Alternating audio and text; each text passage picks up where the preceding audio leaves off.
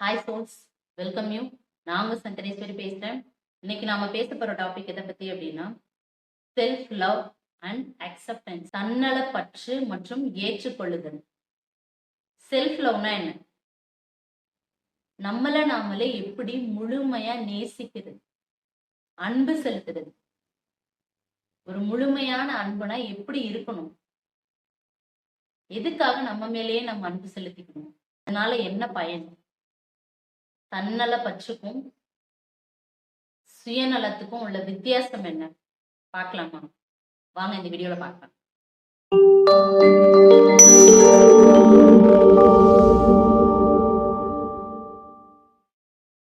Self லவ்னா என்ன? நம்மளே நம்ம முழுமையா அன்பு செலுத்துறது,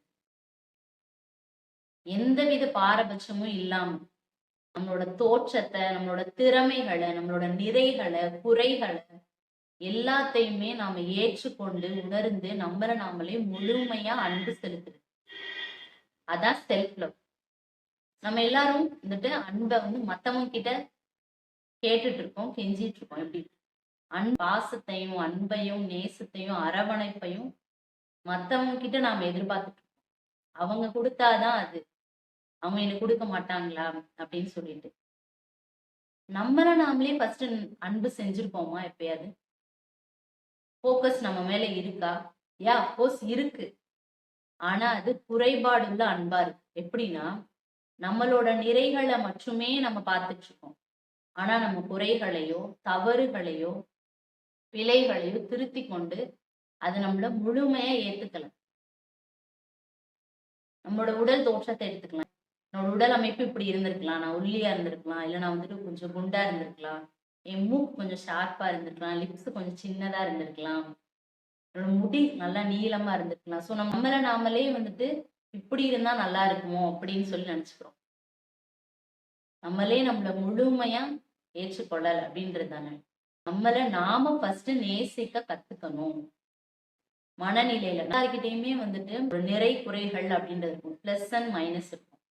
நல்ல குணங்கள் தீய குணங்கள் அப்படின்றது இருக்கும்.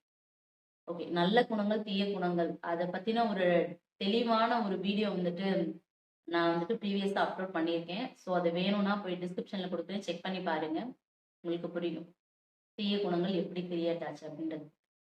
நெக்ஸ்ட், நம்மளோட குணநலன்களை நாம முழுமையா ஏற்றுக்கொள்ளணும். நம்ம ஒரு ஒரு இடத்துல ரியாக்ட் பண்ணியிருக்கலாம், அந்த சுச்சுவேஷனுக்கு ஏத்தாப்புல நாம ரியாக்ட் பண்ணியிருக்கலாம்.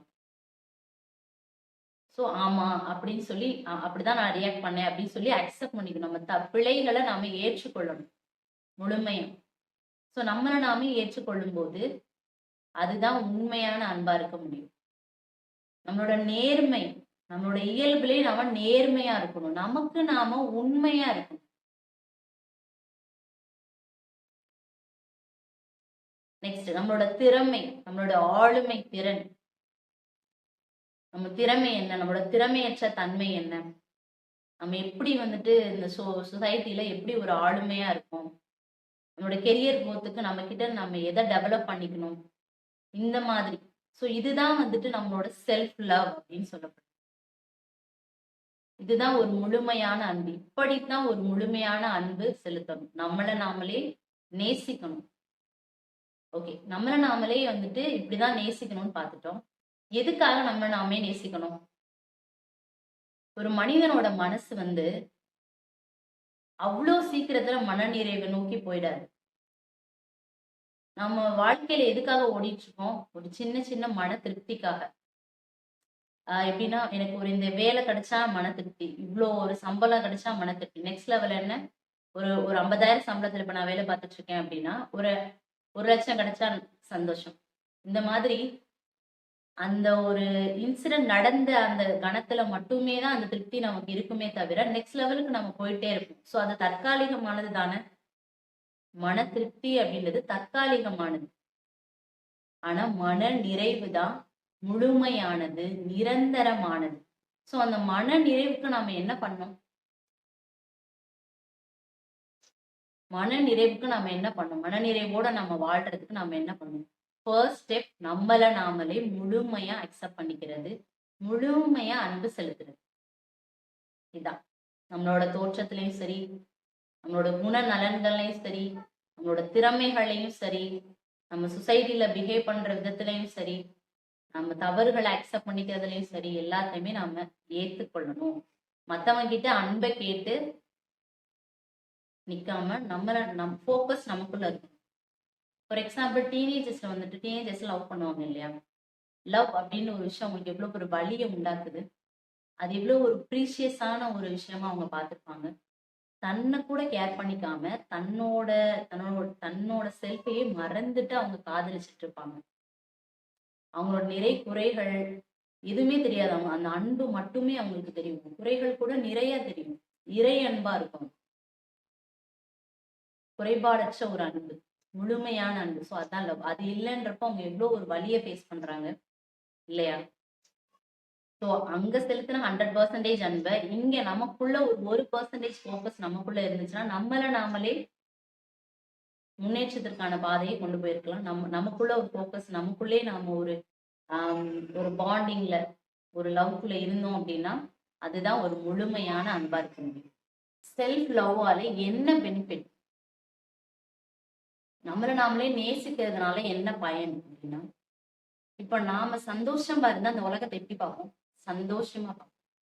துக்கத்துல இருந்தா துக்கமா, கோபத்துல இருந்தா கோபமா, நம்மளோட எமோஷன்ஸ் அப்படியே நம்ம ரிஃப்ளெக்ட் பண்ணுவோம். அப்படிதானே? ஸோ இப்ப நமக்குள்ளேயே நாம முழுமையா அன்போட இருக்கும்போது, செல்ஃப் லவ்ல இருக்கும்போது இந்த உலகத்தை நாம எப்படி பார்ப்போம்? உலகத்தை பார்க்கிற விதமே மாறிடும். இப்ப நீங்க பாக்குற ஒரு பெர்ஸ்பெக்டிவே டோட்டலா சேஞ்ச் ஆயிடும். அதே மாதிரி எப்படி நாமளும் நமக்கிட்டே நிறை குறைகள் இருக்குதோ அப்படின்னு சொல்லி நம்மளை நாமளே அக்செப்ட் பண்ணிக்கிறோமோ, ஏற்றுக்கொள்றோமோ, அதே மாதிரி மத்தவங்களே நாம ஏத்துக்குவோம். அவங்களோட நிறை குறைகளையும் நாம ஏத்துக்கிட்டு அவங்கள அப்படியே அக்செப்ட் பண்ணிப்போம். அதே மாதிரி அவங்க எது தவறு பண்ணதாலும் அதை ஈஸியா நாம மன்னிச்சிருவோம். இங்க செல்ஃப் லவ் இருக்கிற இடத்துல, தன்னலை பற்றி இருக்கிற இடத்துல ஏற்றுக்கொள்ளுதலும் மன்னிக்கும் மனமும் ரொம்ப தன்னிச்சையாவே நடைபெற்றுச்சு. ஸோ ஒரு குவாலிட்டியை நாம சேஞ்ச் பண்றதுல நமக்கு எவ்வளவு ஒரு பெனிஃபிட் இருக்கு பாத்தீங்களா? இப்போ செல்ஃபிஷ்க்கும் செல்ஃப் லவ்க்கும் என்ன டிஃப்ரெண்ட்? செல்ஃப் லவ்ல நாம எப்படி இருப்போம்? அவருடைய நிறைகளையும் குறைகளையும் நாம ஏத்துக்குவோம். அதே மாதிரி மத்தவங்களோட நிறை குறைகளையும் ஏத்துப்போம்.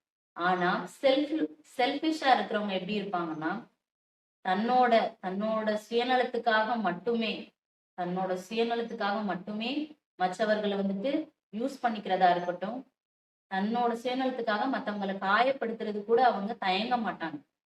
ஏன்னா அவங்க தன்னோட நிறைகளை மட்டுமே குணநலம் அப்படின்னே அவங்க நினைச்சிட்டு இருக்காங்க. அதோட குறைகளை அவங்க ஏத்துக்கவே மாட்டாங்க. குறைகளை அவங்க பார்க்கவும் மாட்டாங்க. சோ அவங்களால அந்த சொசைட்டிக்கும் நம்ம சுத்தி இருக்கிறவங்களுக்கு மன சஞ்சலம், பாதிப்பு அதுதான் வருமே தவிர ஒரு ஒரு பாண்டிங் அவங்களுக்குள்ள ஏற்படாது. அவங்க டிஸ்டன்ஸ்லயே தான் இருப்பாங்க. செல்ஃபிஷா இருக்கிற ஒரு பீப்புள் எல்லாரும். ஆன்மீக முன்னேற்றத்துக்கு இந்த செல்ஃப் லவ் எப்படி ஹெல்ப் பண்ணுது? இந்த இறைவனே எப்படி இருக்கிறாரு அப்படின்னா அன்பின் ரூபமா தான் இருக்கிறாரு. ஸோ அன்பு அப்படின்றதுதான் அன்புதான் சார் கடவுள் அப்படின்னே சொல்லுவாங்க இல்லையா? எல்லாமே அன்புதான் சார். ஸோ அந்த அன்பு தான் first step to close to the God. So நம்ம இறைவனோட நம்ம அன்பு செலுத்த ஆரம்பிச்சிட்டோம், நம்ம நாமளே நேசிக்க ஆரம்பிச்சிட்டோம், நம்ம சொசைட்டி நம்ம சுத்தி இருக்க எல்லாருமே நேசிக்க ஆரம்பிச்சிட்டோம். நெக்ஸ்ட் க்ரோத் என்ன? இறைவனை நோக்கின பயணம். இறைவனே இந்த அன்புலதான் முழுமையா இருக்காரு. இறைவன் என் மேல அன்பு செலுத்துங்க அப்படின்னு சொல்லி கேட்கிறாரா? நோ. அவர் மேல அவர் செல்ஃப் லவோட தான் இறைவனுமே இருக்காரு. இந்த பிரபஞ்சமே ஒரு அன்போட ஃப்ரீக்வன்சி வைப்ரேஷன்ல தான் இயங்கிட்டு இருக்கு. ஸோ நம்ம அந்த ஃப்ரீக்வன்சி அட்டைன் பண்றதுக்கு நாம அந்த லெவலுக்கு இம்ப்ரூவ் ஆகணும். நம்மளோட செல்ஃப் க்ரோத் இருக்கணும் த்ரூ தி செல்ஃப் லவ். இந்த தன்னல பற்று மூலமா நம்மளோட செல்ஃபை நாம க்ரோத் பண்ணிக்கணும். அது ஸ்பிரிச்சுவல் க்ரோத்துக்கும் ஹெல்ப் பண்ணும். நம்மளோட வளர்ச்சிக்கும் அது உதவி செய்யும்.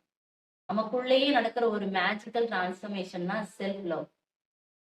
உங்க லைஃபையே டிரான்ஸ்ஃபார்ம் பண்ண போற ஒரு விஷயம் தான் அந்த self love. So self love எல்லாருமே ஃபாலோ பண்ணணும். உங்கள எத்தனை பேரு முழுமையா செல்ஃப் லவ்வோட இருந்துட்டு இருக்கீங்க அப்படின்னு சொல்லி கமெண்ட் செக்ஷன் லீவ் பண்ணுங்க.